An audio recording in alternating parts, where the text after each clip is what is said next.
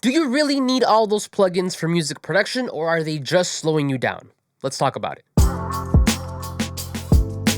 Before we start, if you're a Studio One user, don't forget to download my free productivity toolbar. This is a macro toolbar that sits at the top of your timeline for easy access and combines a bunch of Studio One's production functions into time-saving one-click buttons. The productivity toolbar is completely free, so if you want to start speeding up your Studio One workflow today, then click the first link down below to get access. Okay, so if you produce music, I'm sure that you've noticed that there is no shortage of tools out on the market. It seems like there is a new plugin coming out every day promising to make you better in just a few clicks, and it never stops. On top of that, we also have a ton of audio companies who are choosing to go the subscription route and offering you hundreds of plugins for a low monthly cost. There is a lot to be said here, and especially about subscriptions, but today I actually want to talk about the idea of having unlimited options when it comes to music creation, and specifically with plugins. Maybe you disagree, but I am of the opinion that having is actually really bad, not only for your creativity, but also for your output. Let me explain. Now, I know it sounds weird because initially you might think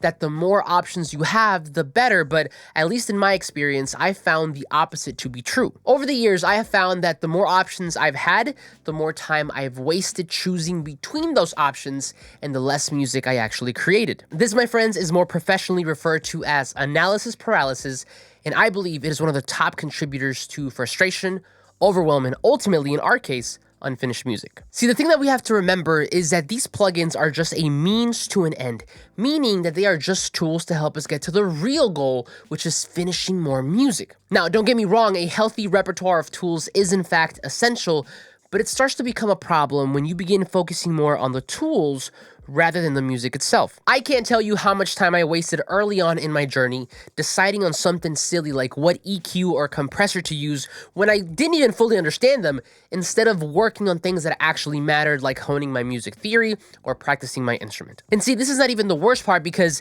the majority of the time we don't even use half of these plugins. I know I'm generalizing, but a lot of the times we make emotionally based purchases that we really don't need. Maybe a company that you've been eyeing just announced a deal, maybe you saw a plugin review and got excited, or maybe you're secretly insecure about your music and think that this new plugin will finally be the answer to all your problems.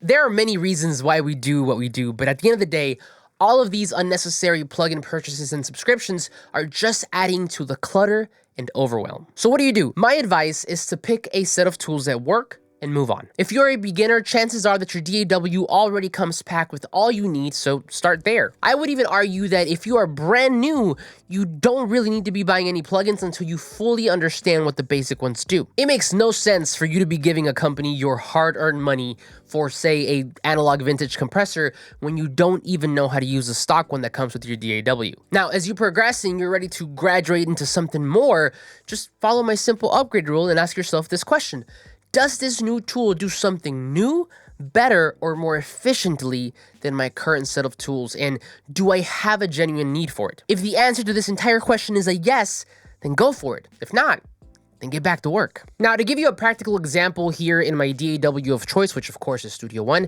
let me show you some of the things that I do to stay away from analysis paralysis when it comes to plugins. So the first thing you can do is obviously do a plugin purge and only keep the ones that you know you're going to use. Now, there are two ways to do this. Option number one is, of course, to go into your settings, into your computer, and delete those plugins. If you're using a Mac, that would be Macintosh, your library, audio, plugins, and then you can go through, the VST folder, the VST3 folder, the components, which is like the audio units for Apple, and then just delete those plugins. Sometimes those companies will also have an uninstaller, which will make it super easy to get rid of, but this is the permanent option to get rid of all of this. Now, if you can't get yourself to do this yet, then it's totally understandable, but what I would suggest is that you at least hide them. Now, if you use Studio One, the easiest way to do this is to go up here to View, and then pull up the plugin manager. So let's say, for example, that I wanted to hide all the plugins from, let's say, I don't know, Cable Guys. No offense to Cable Guys, I love them, but let's use them for an example. Now, the way the plugin manager works is that whatever you see on this screen is whatever you have checked off here, right? Now, if you see this little button here on the left, this little kind of circle, if it's highlighted in white, that means that it is active and it is showing. And if it is grayed out, that means that it is hidden. So then if I wanted to hide all the plugins from Cable Guys, the first thing you want to do, and what I would recommend, is deselect everything, select only Cable Guys, so we only see Cable Guys plugins, and then you're going to select the plugin type. So I want to see everything, BSC3, 2, audio unit, and native. And then once I see those here, then I can go ahead and uncheck them, and that way it hides that plugin. So that is step number one. The second thing that I do is I keep a template every time that I come to produce. Now in that template, what I'll do is that I will keep certain plugins active that I know I'm going to use or that I love to use in every session. So for example, I know that I love to use this reverb from Slate Digital called the Verb Suite Classic, so I keep it here. Another example is I love to use this knock plugin from Decap. Really great for drums, and I keep this on my kick drum specifically.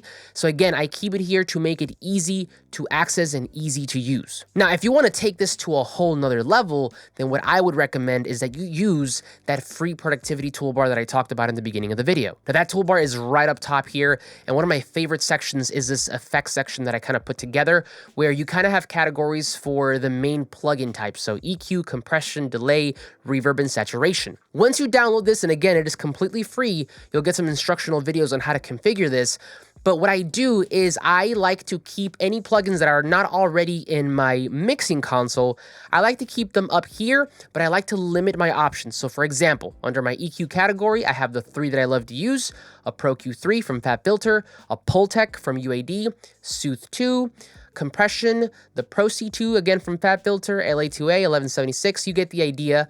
But the main point here, or at least the thing that makes this really effective, is that I only keep a few options. So then when it comes to using these plugins, let's say that I want to add some, like an EQ to this bass from IK Multimedia, and that is as simple as clicking on that track.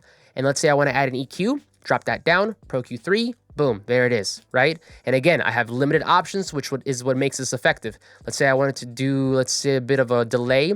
Echo Boy is one of my favorites. Boom, there it is.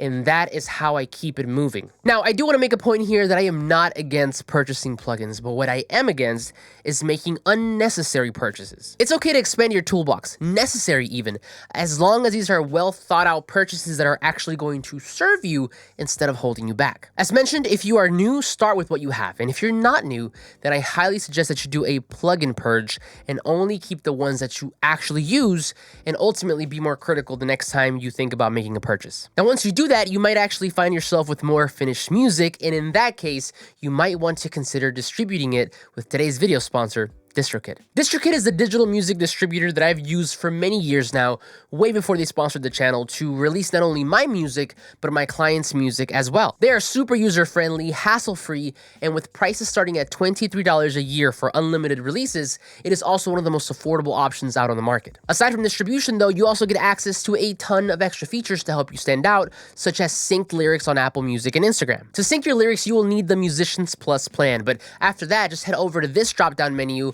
select Enhance Your Music, and then click on Lyrics. You will need to first add your basic lyrics, but after that, it is as easy as playing back your song and using the spacebar on your keyboard to time your lyrics in and out. If you're ready to spread your music out to a broader audience, then consider signing up to DistroKid by heading over to ivancalderon.com/DistroKid or clicking the link down below for 7% off your first year. But there you have it, friends. I hope this was helpful, and if it was, please make sure to like and share with a friend. That really helps me out. If you want to learn more about the analysis paralysis concept, then I would highly recommend The Paradox of Choice by Barry Schwartz, and I'll make sure to link that down below. Click right over here if you want to see another video. Thank you for your time, and I'll see you on the next one.